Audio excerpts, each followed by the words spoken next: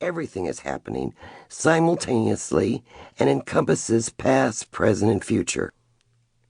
By just thinking about the enormity and the vastness of creation and the power it took to create it, perhaps we can get our egos aside for a moment and concede that God isn't limited by time or space. Indeed, he has no limitations at all. The reason that the universe was created is fairly simple: to prepare a place, or more accurately, billions of places in which living creations could exist and inhabit. I can't tell you how he created the universe, as even our best scientists and theologians don't know. Just know that the universe was made in some way by God. Through the creation of the universe, God made sure that certain places would be hospitable for life as we know it.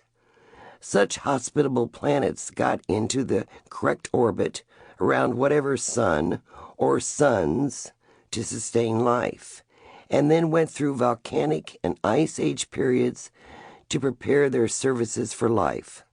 Vegetation, water, land and earth, and sea creatures were all made ready for the incoming of humankind and implementation of the second schematic.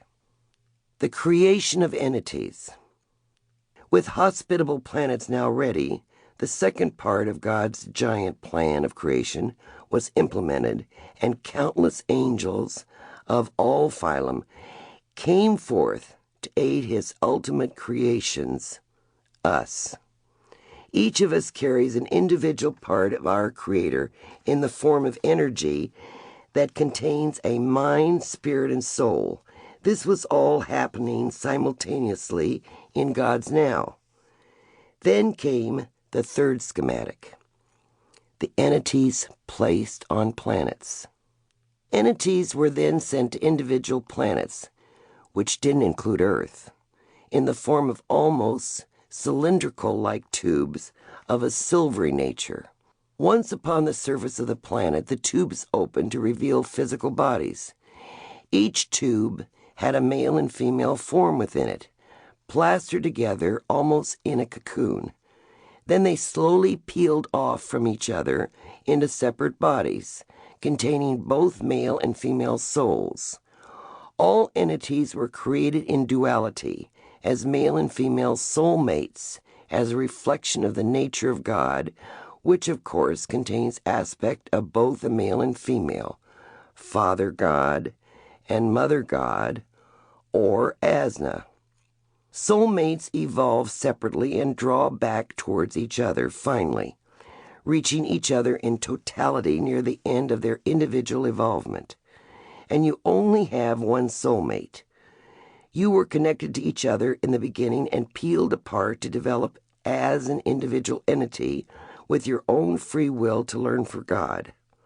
As you attain your own chosen level of evolvement, you come back together with your soulmate in a truly spiritual bond, what we call a heavenly marriage. In the interim period, you usually see and interact with one another while on the other side, but you usually don't incarnate with your soulmate, as that only happens in rare instances. The logic here is that the soulmate can protect you more while on the other side than it can while incarnate. As each of you evolves, you become closer, and not just in love.